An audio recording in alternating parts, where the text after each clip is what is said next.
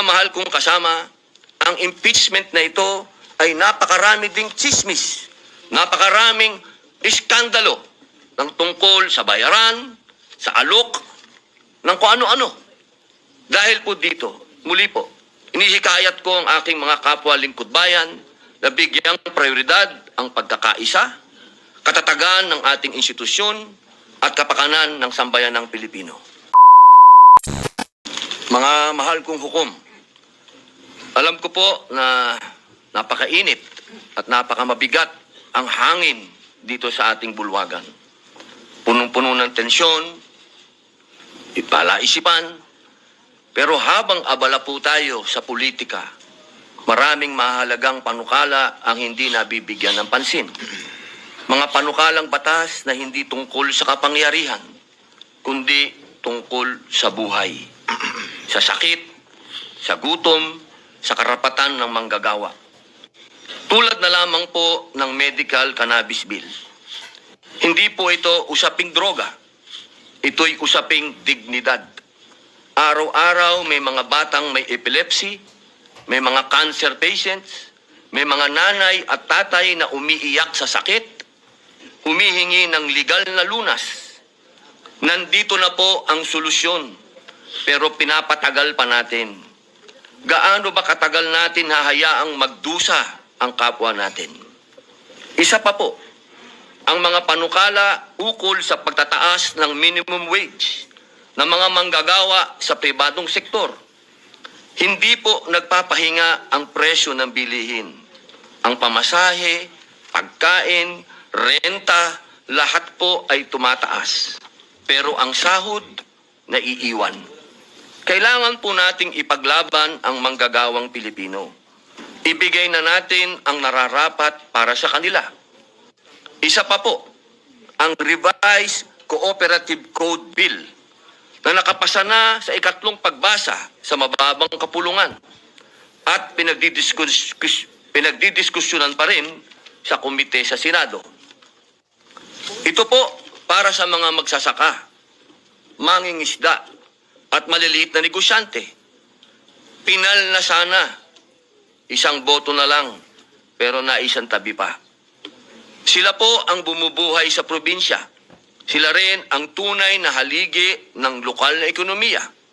Bakit natin sila pinaghihintay? Mga mahal kong kasama sa Senado, unang-una na po ang aking BFF. I love you, pare.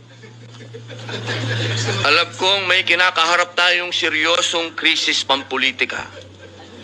Pero hindi po dahilan yon para kalimutan ang tunay na trabaho natin, ang maglingkod sa bayan.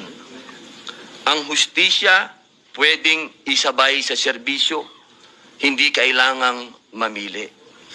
Pakiusap ko po, huwag nating hayaang matabunan ng ingay ng politika ang sigaw ng ordinaryong Pilipino.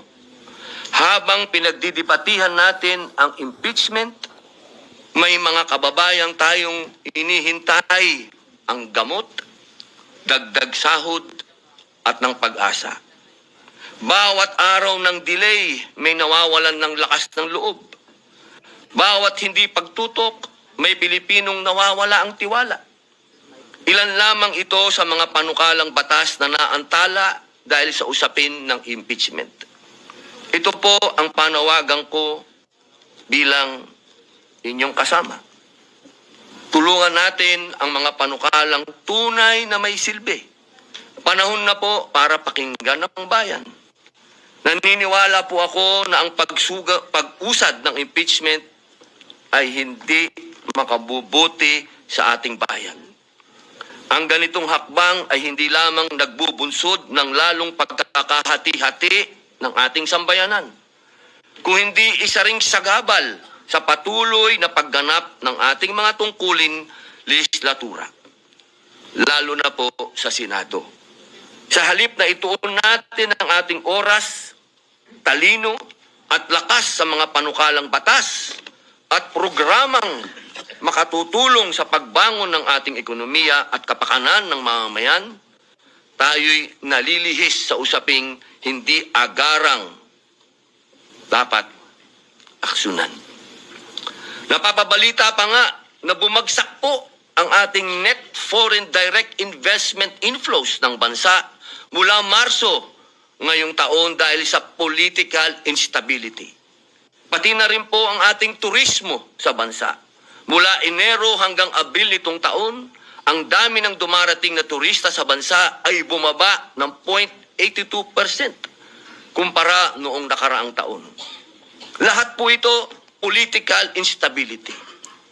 Mga mahal kong kasama, ang impeachment na ito ay napakarami ding chismis, napakaraming iskandalo ng tungkol sa bayaran, sa alok, ng kung ano-ano.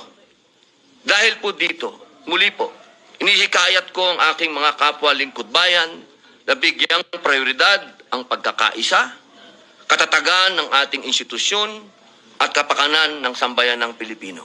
Maraming salamat po.